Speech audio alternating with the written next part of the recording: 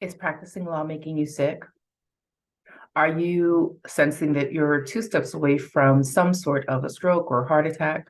Are you regularly falling ill to cold viruses and stomach bugs, things that you know a few years ago you'd be way more resilient to? You probably figured that your stress level has a role in this, making you more susceptible to illnesses and chronic conditions. But did you know that the way that you're thinking about your work is a huge factor in creating this situation as well? In today's video, I'm going to show you how to rewire your brain so that you're approaching your work differently from a mental aspect, something completely under your control, so that you can stop getting sick, feel better, have more of you available for your attorney work, and maybe have a life outside of work for a change.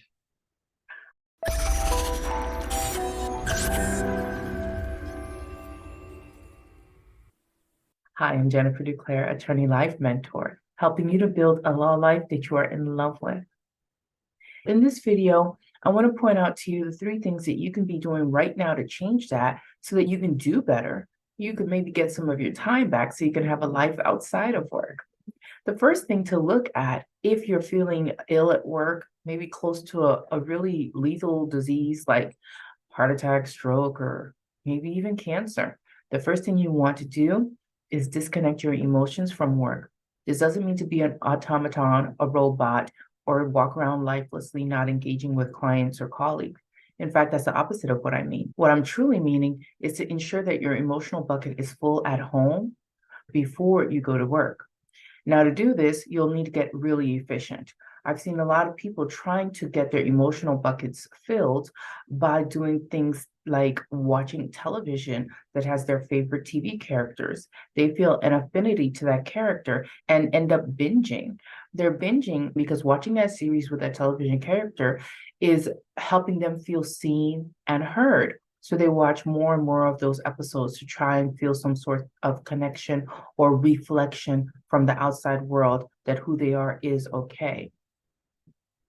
So you may be losing time watching television, and this could be one reason why your connections bucket needs to be filled. You need to be seen, heard, validated.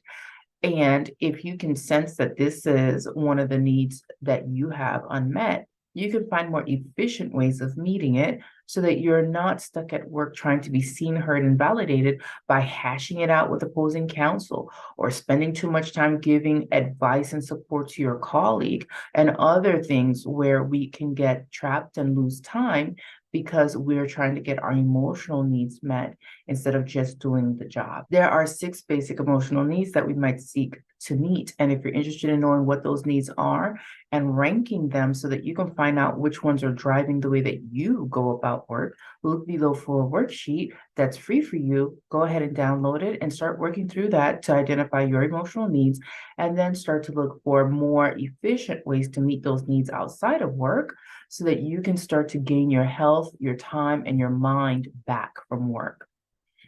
Another reason why you may be suffering from illnesses when it comes to work is because low self-worth and low self-value is causing you to accept conditions that are subpar. Honestly, we will only deal with what we think that we deserve. And some people have walked clean straight away from the circumstances that you're living in, and you've chosen to be there. Now, there's nothing wrong with where you are. We can voluntarily choose to put ourselves in a situation that we know is not for us, but we're working it for the greater good. But people who do this consciously come in with a basket of resources to help support them and what they will be missing or the harm that they will be taking while working in that environment. If you came with neither, you probably found yourself unconsciously there, which means that you unconsciously matched up with a work environment that is harmful to you. The good news is that if you're watching this video now, it means that you've probably grown out of that situation. You're becoming aware of how harmful it is to you, which means now that you have evolved and you're ready for more. Congratulations. Now is the time to look at what's going on that you do not like, identify what the opposite of that would be, and that list of opposites is going to give you a great starting point for your next place of employment. Most people get hung up on this stage because they feel like that list of opposites is a too good to be true kind of a wish list. They don't think that it exists, and if it exists, they don't think that it's available to them. And that is proof positive of the low self-confidence issue and low self-worth issue that is going on. So you'll have to deal with the low self-confidence and low self-worth issues so that you can get past a self-imposed restriction that you can't get the kind of job that you want, and you can start applying for those jobs now. Now, people who don't resolve this self-imposed restriction end up self-sabotaging on the job hunt. So you want to make sure you get down to the bottom of that low self-confidence or low self-value or worth that is causing you to have gravitated to your current workplace and continue to be working there, even though it's impacting your health negatively. The last point that you'll want to address if you'll want to reclaim your health from your law career is to seriously reconsider your work-life harmony. Now, I didn't say work-life balance, I said work-life harmony, because as an attorney myself, I know full well that when you reach certain professions, the work lives in your brain. There's nothing you can really do to turn it off, but there are things that you can do to align yourself with a life that feels good to you. So first would be making sure your emotional needs are met. And the second thing is to make sure that you are living some sort of purpose through your work.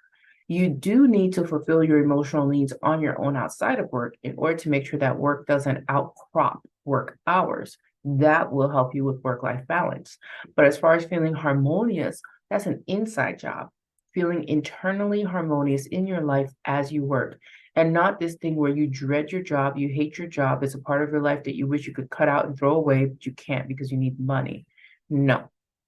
The harmony is going to come from using your job as a learning tool, a stepping stone, a place where you can practice new skills like setting boundaries, a place where you can practice new legal skills, a place where you can even practice evolving and stepping up into a new horizon. So, for example, if the place where you're working doesn't meet your needs anymore, you're growing out of it. You can look at this job not as something that you hate, but as a wonderful place to practice letting go of the old and embracing the new.